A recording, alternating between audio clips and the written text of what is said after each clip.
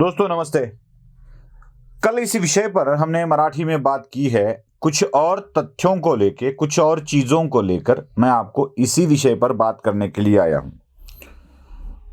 जब भारत की स्वतंत्रता का संग्राम चल रहा था और देश लगभग स्वतंत्र होने की कगार पर था, तब देश में चार लोगों की विचारधाराओं का प्रभाव था। ये चार लोग कौन से थे? संयोगवश ये चारों के चार बैरिस्टर थे।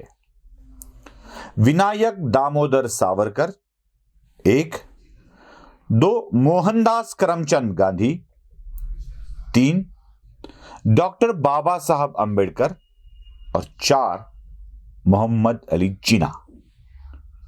ये चारों के चारों देश में उस वक्त एक बहुत बड़ा प्रभाव रखे हुए थे। मैं तो कहता हूं कि देश की राजनीति या आगे देश में जो कुछ भी होगा, इन चारों के इर्द गिर्द घूम रहा था और चारों बैरिस्टर थे। इन सब के क्षेत्र भी अलग अलग थे।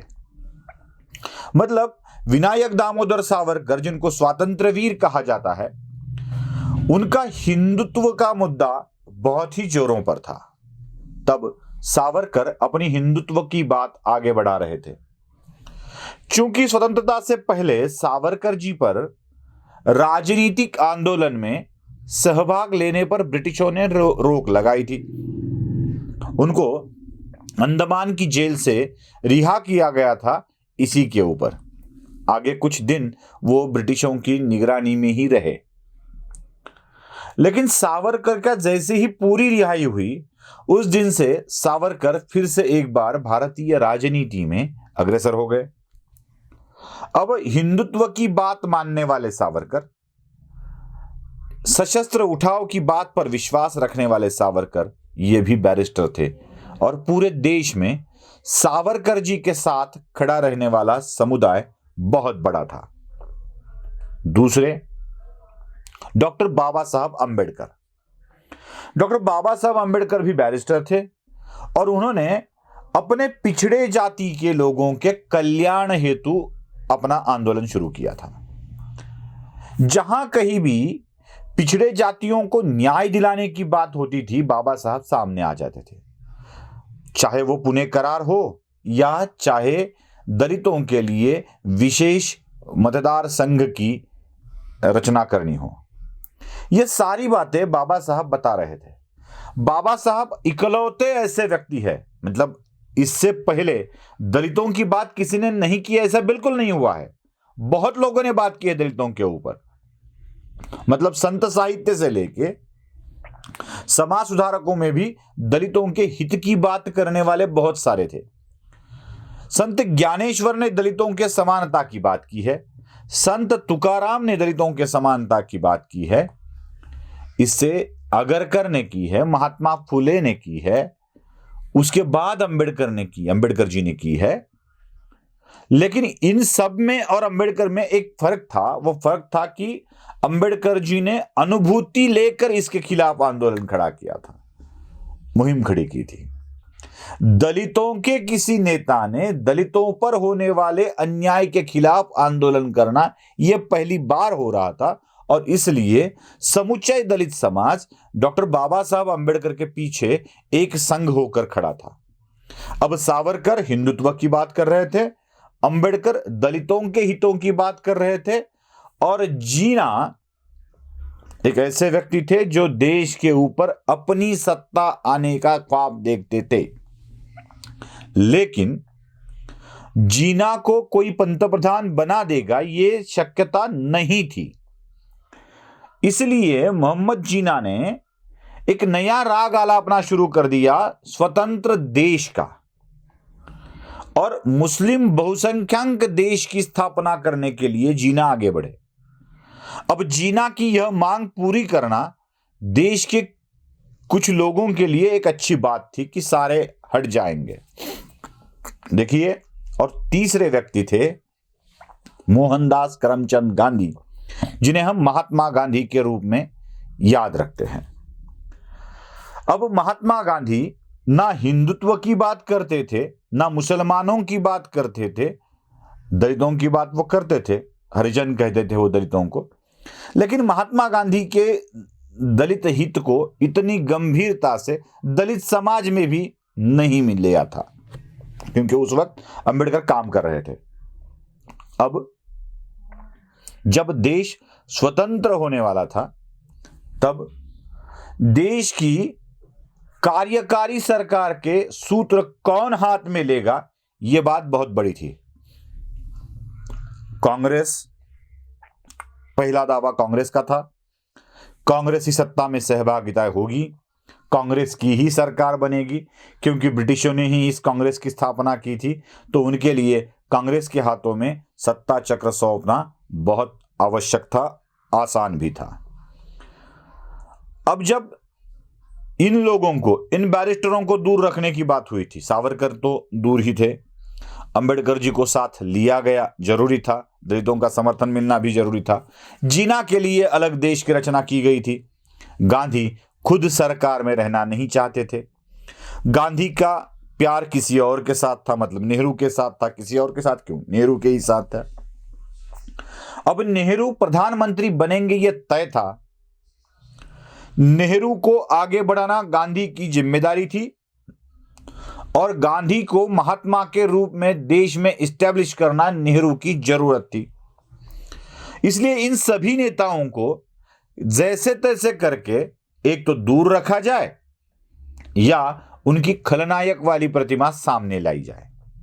यही राजनीति का पहला दांव था। अब इसके लिए बाकी लोगों को दूर रखकर पहली बार नेहरू को तो प्रधानमंत्री बनाया गया, लेकिन आगे यह खतरा था, जीना तो अलग हो गए थे, उनका देश अलग मिल गया था। अब आगे यह खतरा था कि सावरकर या अंबेडकर आगे नेहरू के स्पर्धक के रूप में आ सकते थे, क्योंकि अंबेडकर को भी बहुत बड़ा जनसमर्थन मिल रहा था। इन चारों में नेहरू कहीं नहीं थे। अब बात आई, देखिए, अब मैं आपको जो असल बात समझाना चाहता हूं, अब शुरू होती है। अगर अंबेडकर का इरा खत्म हो जाता है, वो लिमिटेड हो जाते हैं, तो फायदा किसका था? सावरकर का तो नहीं था, नेहरू का था। अगर सावरकर के ऊपर संदेह होता है तो फायदा किसका था? नेहरू का था। गांधी तो रास्ते से हट गए थे 48 में ही। गांधी के हट जाने से भी फायदा किसको था? क्या सावरकर को था? सावरकर के ऊपर तो इल्जाम लगाया गया था। अंबेडकर को तो अगली निवडणूक में अगले इलेक्शन में परास्त किया गया था, जीना तो चले गए थे। अब सावरकर, अंबेडकर और गांधी, ये तीनों की एलिमिनेट होना, तीनों का एलिमिनेट होना, इसका मतलब है नेहरू का आगे बढ़ना। और इसीलिए इन तीनों को एलिमिनेट करने में या दूर होने में फायदा था तो जवाहरलाल नेहरू का ही, क्योंकि गांधी जी ने तो अपना काम कर दिया था, उन्होंने नेहरू को प्रधानमंत्री के रूप में बिठा दिया था। अब बात आती है गांधी हत्या की, जिसको नाना पटोले कांग्रेस नेता भी गांधी वध बोलते हैं। गांधी वध ये शब्द इस्तेमाल किया जाता है हिंदू महासभा द्वारा या नथुराम गोडसे के समर्थकों द्वारा, जिसको वध बोलते हैं, हत्या नहीं। वध का मतलब होता है दुराचारी, दुष्टात्मा की हत्या जिसे की जाती है उसे वध बोला जाता है। अब नाना पटोले भी इसको वध बोलने लगे हैं, वो बात अलग है। लेकिन गांधी हत्या के बाद, मतलब देश की स्वतंत्रता के 1 साल में लगभग नेहरू ने कांग्रेस और देश के ऊपर अपनी पूरी धाक जमा ली थी। कोई भी अन्य नेता नेहरू की तुलना में इतना बड़ा नहीं था। उतने में ही गांधी जी की हत्या हो जाती है। अगर नथुराम हिंदुत्ववादी समर्थक थे तो भी नथुराम ने गांधी की हत्या करके सबसे बड़ा काम किया है वो नेहरू का ही किया है।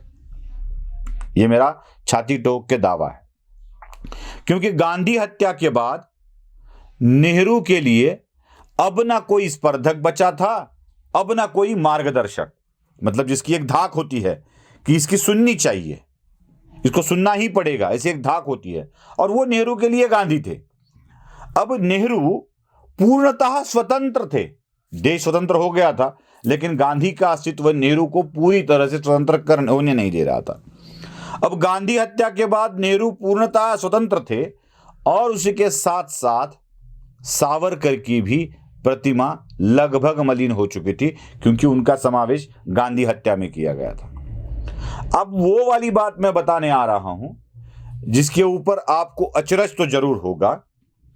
गांधी हत्या जब हुई थी उस वक्त हिंदू महासभा के अध्यक्ष थे निर्मल चंद्र चटर्जी। अब ये निर्मल चंद्र चटर्जी उस वक्त तो हिंदू महासभा के अध्यक्ष थे, लेकिन जैसे ही गांधी हत्या हो जाती है वो तुरंत कुछ दिन में ही कम्युनिस्ट हो जाते हैं। वो सांसद भी बन जाते हैं, उनको विदेश में भी भेजा जाता है, वो कुछ अलग अलग संस्थाओं के अध्यक्ष उपाध्यक्ष भी बन जाते हैं। यही निर्मल चंद्र चटर्जी है जिनके पुत्र आगे चलकर देश के केंद्रीय मंत्री भी बने और लोकसभा के अध्यक्ष भी बने, वो है सोमनाथ चटर्जी।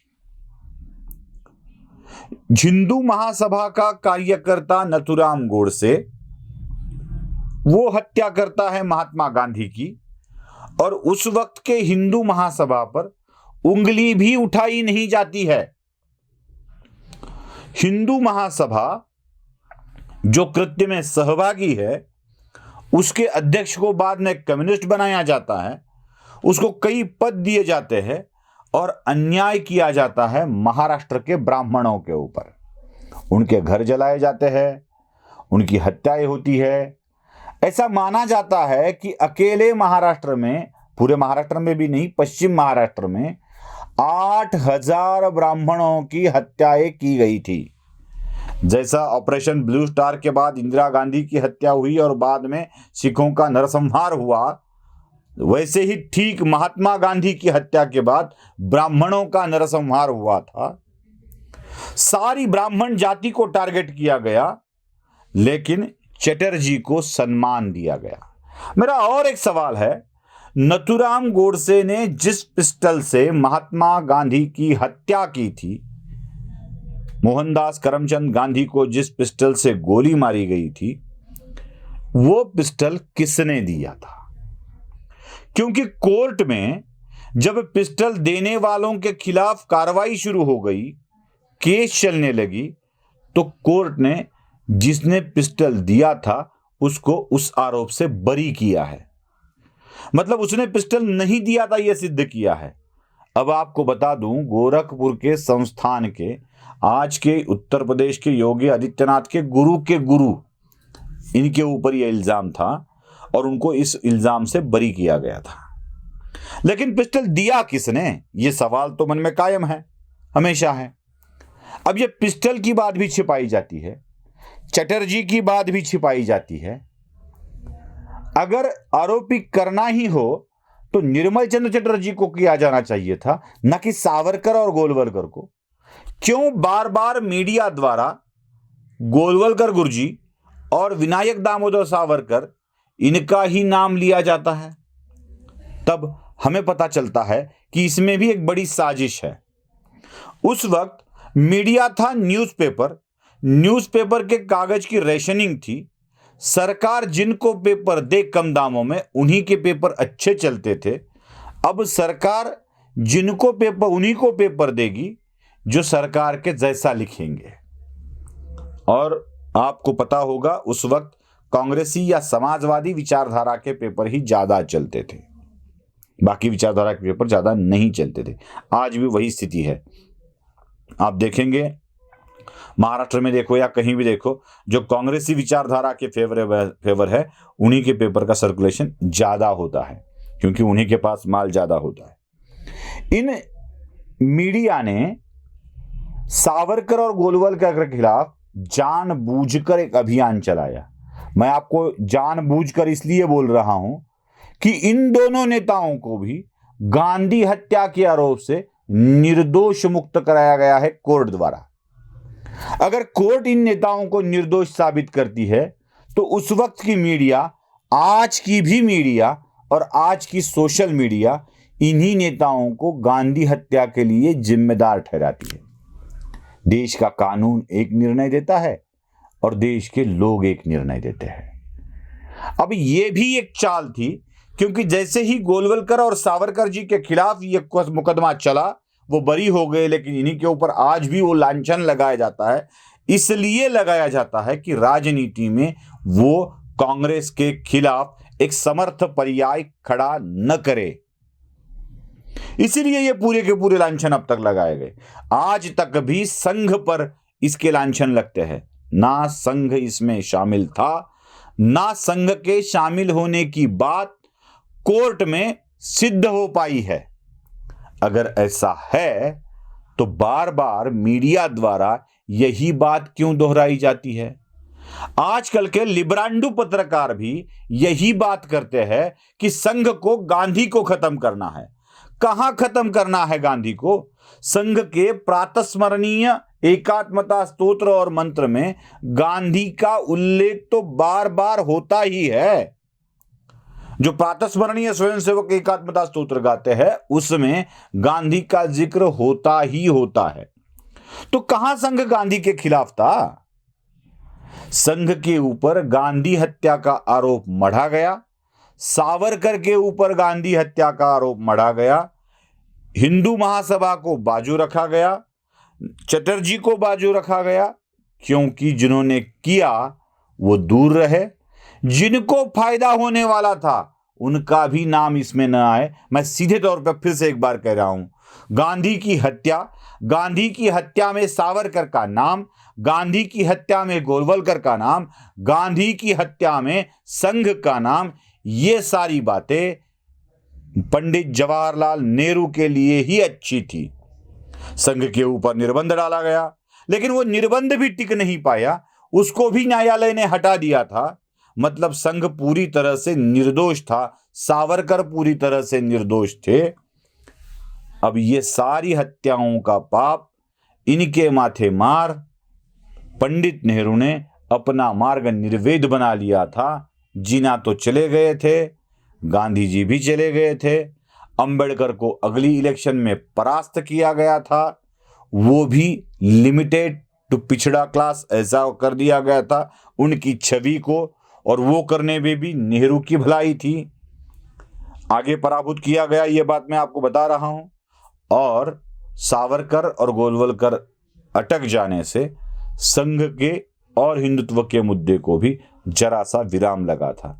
अब आप ही अंदाजा लगा सकते हैं गांधी के कत्ल में असल हिस्सा किसका था, किसका लाभ था और हुआ क्या है। नमस्ते।